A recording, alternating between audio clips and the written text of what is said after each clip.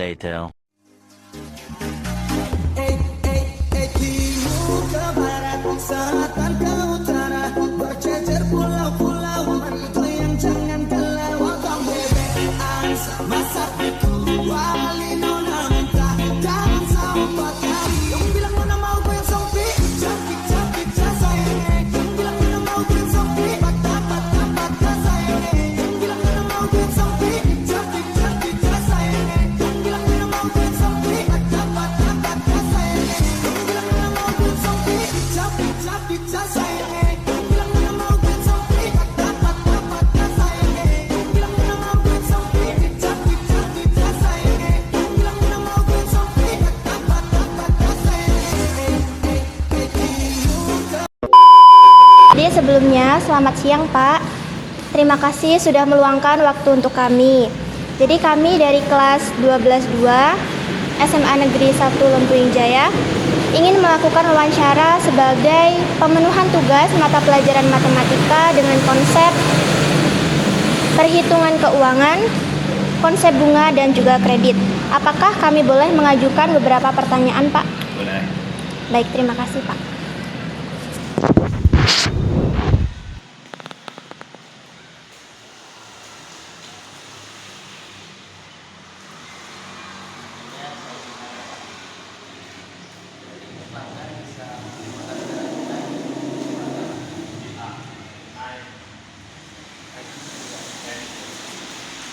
Kalau syaratnya itu apa aja Pak? Kalau untuk syarat kredit itu kita cuma butuh KTP sama kartu keluarga. Kalau yang udah berkeluarga itu KTP dengan suami istri plus kartu keluarga. Itu kalau untuk pembelian kredit. Cuman untuk pembelian cash kita cuma membutuhkan KTP dan kartu keluarga aja. Kenapa semuanya ada KTP dan kartu keluarga? Itu nanti untuk pembuatan STNK dan BPKB. Nah, gitu.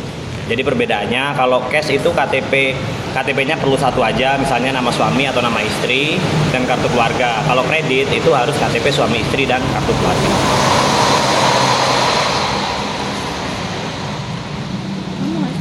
Motor yang paling diminati di dealer ini apa Pak? Motor yang paling diminatin di dealer ini kita ada Aerox, WR, Vilano. Bagaimana cara pihak dealer menentukan besarnya bunga untuk pembelian motor secara kredit Pak? Kalau untuk besarnya bunga secara kredit itu kita tergantung dengan tenor yang diambil. Karena kalau untuk kredit itu kan kita ada uang muka, kita kan ada OTR. Misalnya di sini ada OTR. Nih, misalnya OTR motor Fazio hybrid itu 23.590. Nah, untuk besarnya kredit atau bunga kredit ini, nah kita tentuin dari sini. Misalnya kan ini 23.580.000. Ya. Nah, si konsumen ini ada uang berapa untuk bayar DP. Nah, minimal DP di kita itu 15%. Nah, 15% dari OTR. OTR itu harga on the road, harga yang udah dari sekarang. Jadi harga 23.590 dikali 15% dan itulah harga DP-nya. Nah, kalau untuk bunganya, akumulasi bunga itu tergantung dari berapa lama dia mau kredit. Misalnya ada 11 bulan, ada 17 bulan, ada 24 bulan, 29 bulan, dan 35 bulan. Nah, itu berbeda-beda. Apakah jumlah cicilan setiap bulan selalu sama atau bisa berubah? Kalau boleh tahu kenapa bisa begitu? Nah, balik lagi kalau untuk cicilan maksudnya cicilan bunga selalu sama itu untuk konsumen baru atau yang sudah berjalan. Nah, mungkin bisa Bapak kasih contoh dua-duanya. Nah, kalau misalnya gini, untuk angsuran itu kan udah ditentukan.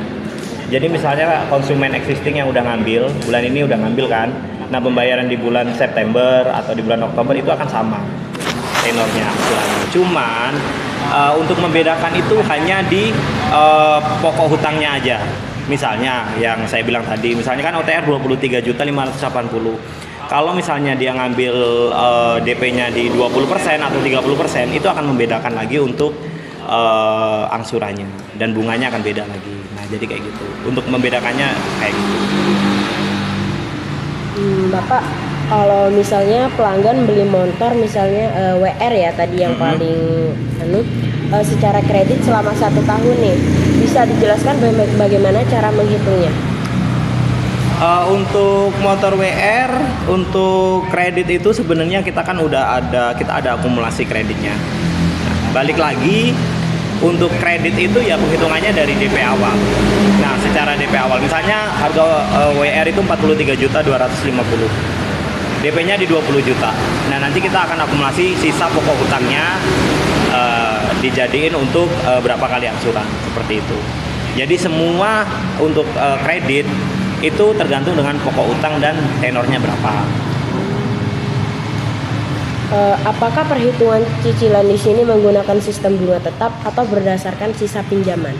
Berdasarkan bunga tetap.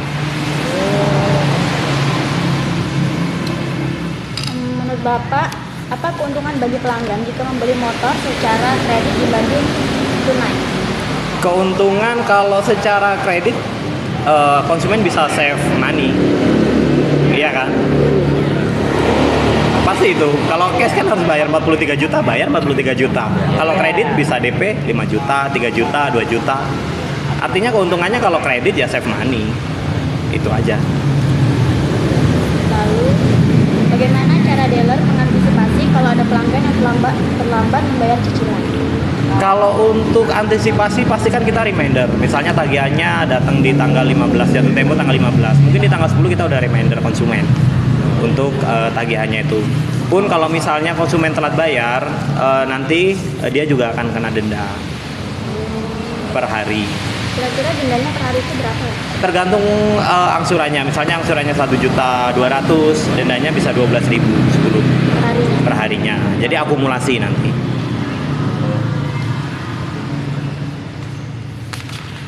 Apakah dealer ini bekerja sama dengan leasing? Jika iya, bagaimana sistem kerjasamanya, Pak? Nah, dealer ini memang kerjasama dengan beberapa leasing. Kita ada rekanan itu 6 leasing.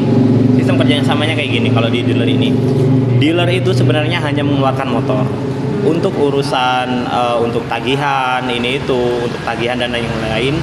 Itu biasanya langsung ke pihak leasing.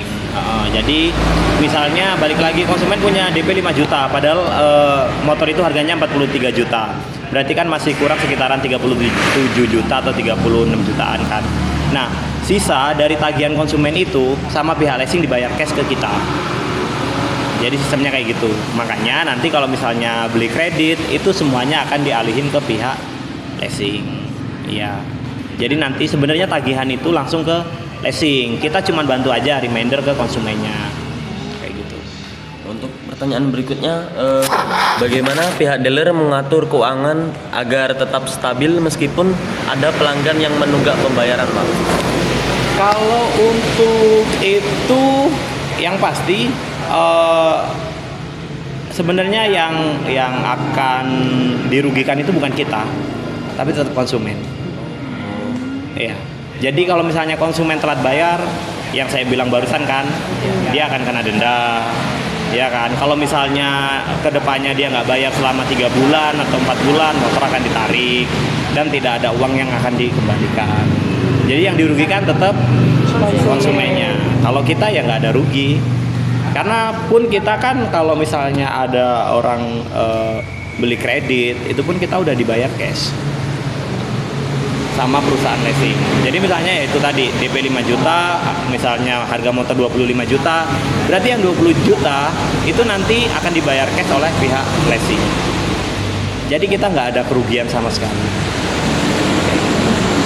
Untuk pertanyaan terakhir, Pak, bagaimana cara pihak dealer mempromosikan atau menarik minat pembeli agar mau membeli motor di sini? Apakah ada strategi khusus yang digunakan? Kalau untuk strategi khusus pastilah kita kan penjualan itu kan marketing.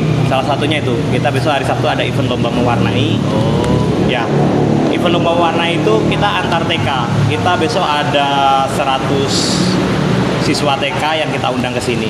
Nah, itu salah satu strategi pemasaran kita, strategi marketing kita. Karena apa? Kalau kita anak TK yang datang 100, otomatis orang tuanya akan ikut juga. Ya kan? Nah, dari situ kan kita bisa menawarkan produk kita. Apa aja keunggulan produk kita dibandingkan dengan kompetitor, bagaimana prosesnya, bisa cash atau misalnya kredit, kayak gitu kan kita bisa jelaskan di sini. Terus untuk garansi, untuk misalnya garansi mesin dan garansi yang lain-lainnya kita bisa jelaskan di situ. Kalau strategi marketing itu pasti ada aja. Contohnya itu satu itu. Baik, terima kasih banyak kepada Bapak yang sudah bersedia meluangkan waktunya untuk kami wawancarai. Melalui wawancara ini kami jadi lebih paham tentang sistem kredit, bunga atau bagaimana cara menyicilnya, dan cara pengelolaan keuangan di dealer ini. Udah ya? Udah? Oke, terima kasih. Semoga bermanfaat. Baik. Makasih ya, Pak. Ya, sama-sama.